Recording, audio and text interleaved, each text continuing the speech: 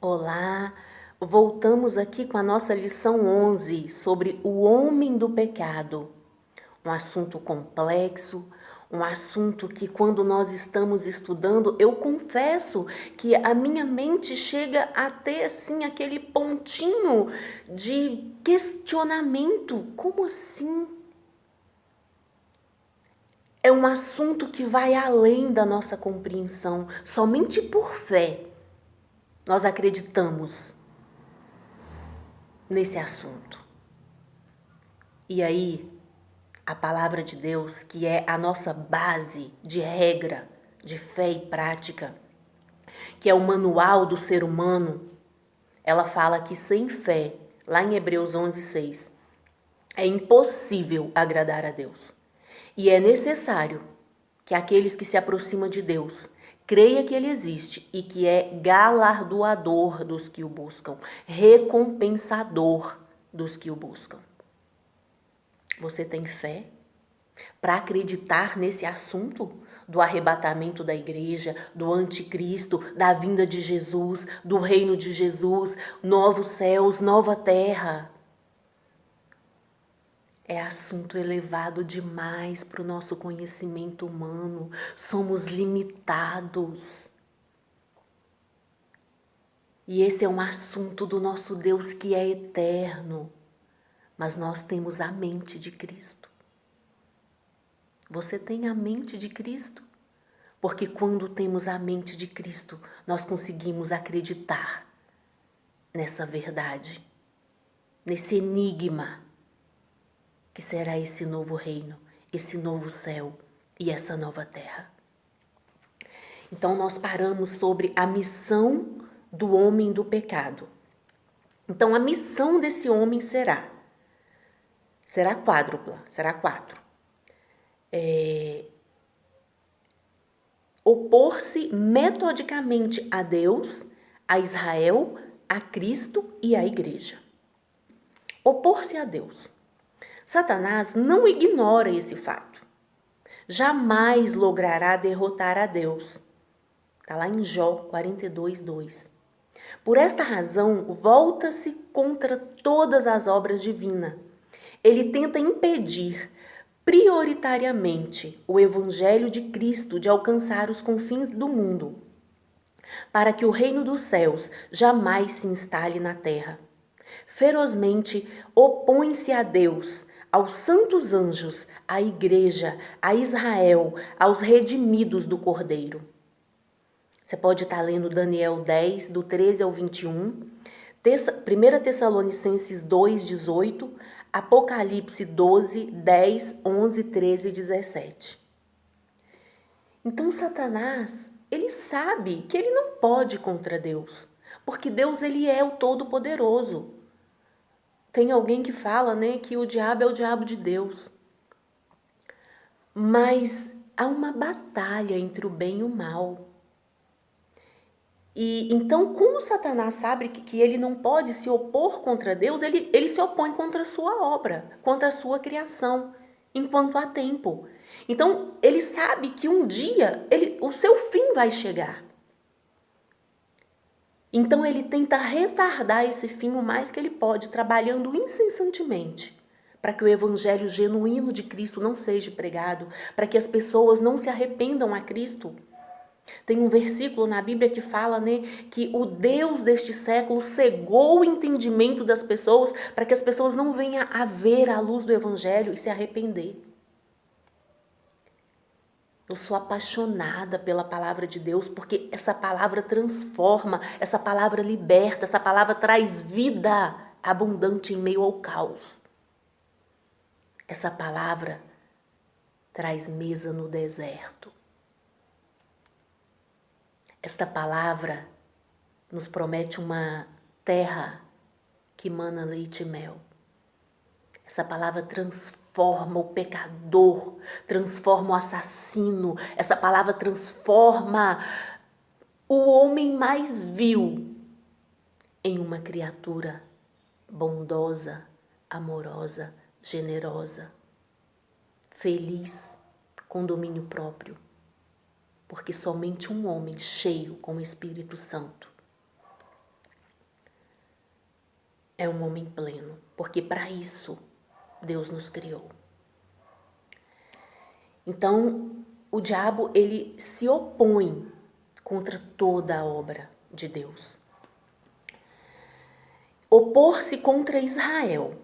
Através de seus anticristos, o diabo vem reunindo todos os esforços para destruir Israel, quer física, quer espiritualmente.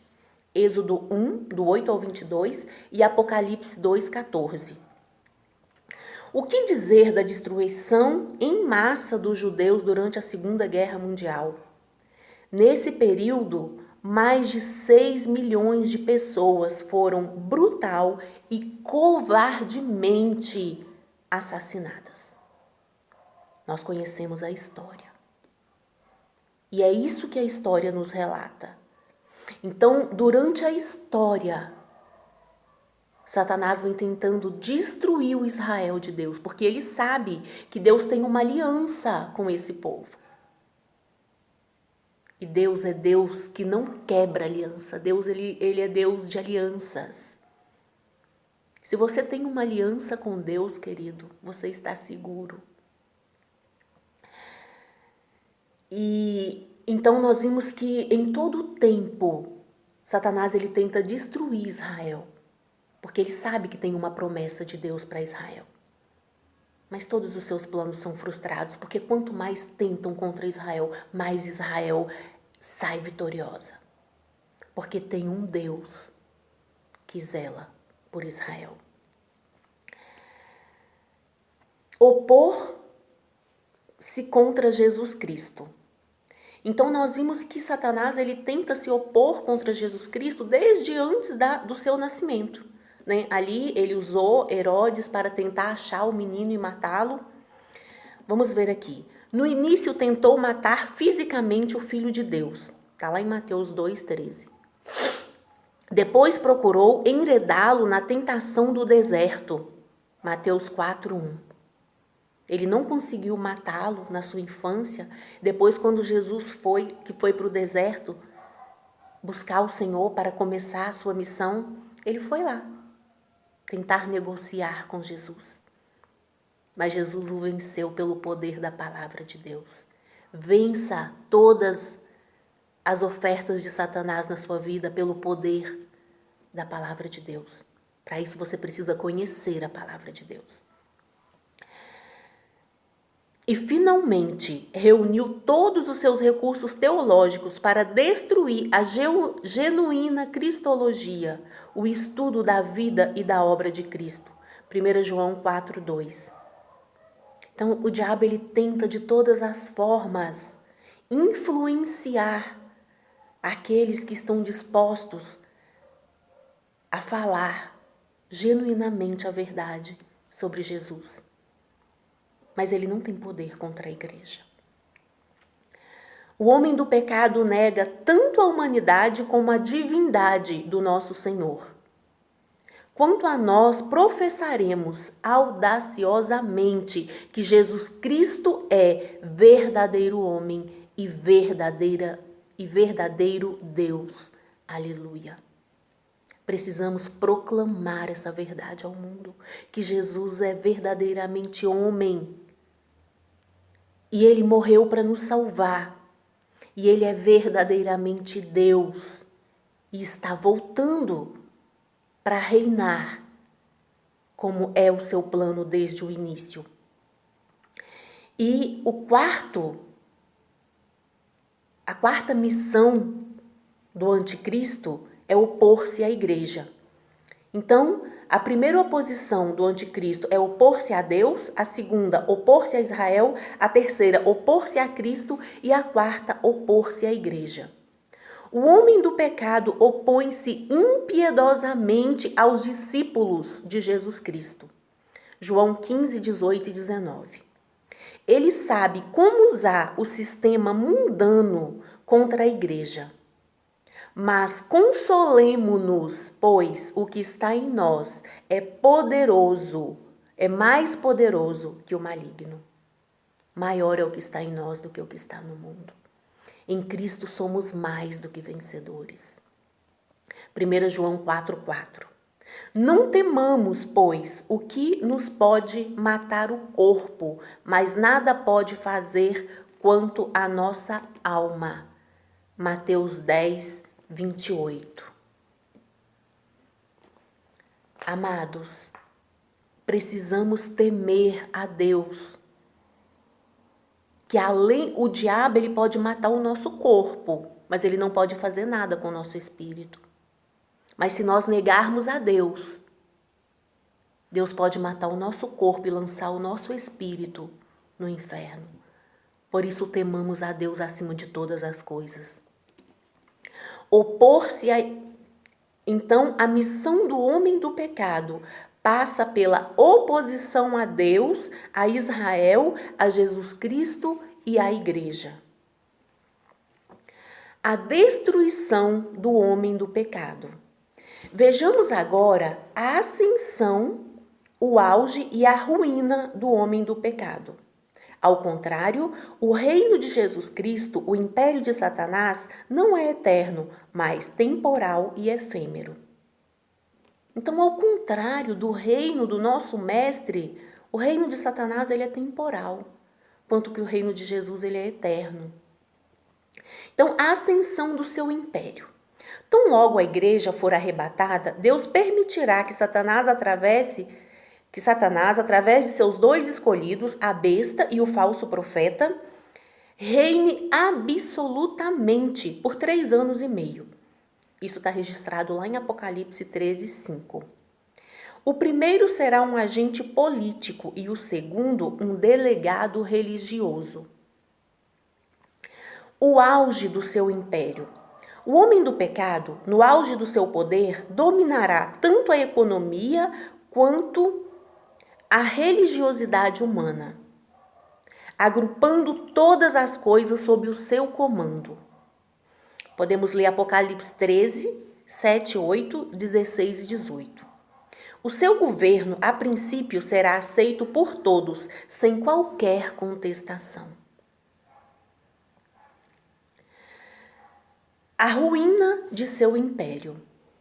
Passados os 3 primeiros anos e meio, o seu governo, o anticristo, começará a experimentar a ira do Cordeiro de Deus.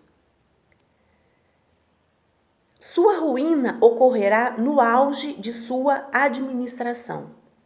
1 Tessalonicenses 5:3. E depois que todas as pragas se abaterem sobre o seu reino, será ele, juntamente com o falso profeta, lançado no lago de fogo, para onde será jogado também, após o milênio, o arqui-inimigo de Deus, Satanás. Apocalipse 19, 20 e 20, 10.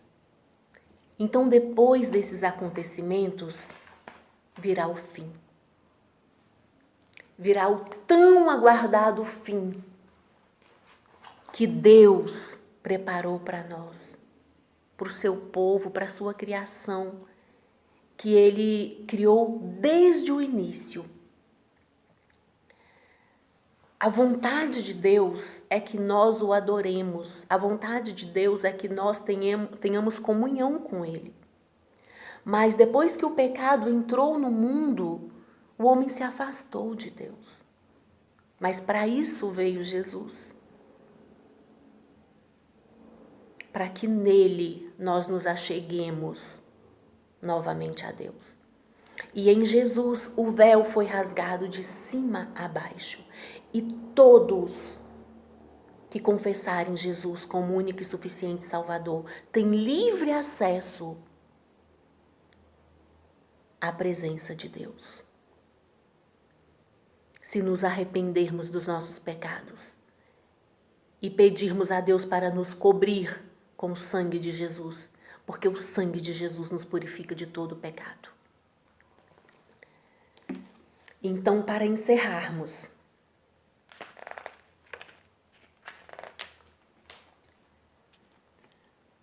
para você completar aí a sua leitura bíblica, você pode estar lendo também Daniel 2, 34, 35, 44 e 45. E Apocalipse 19, 11 e 21.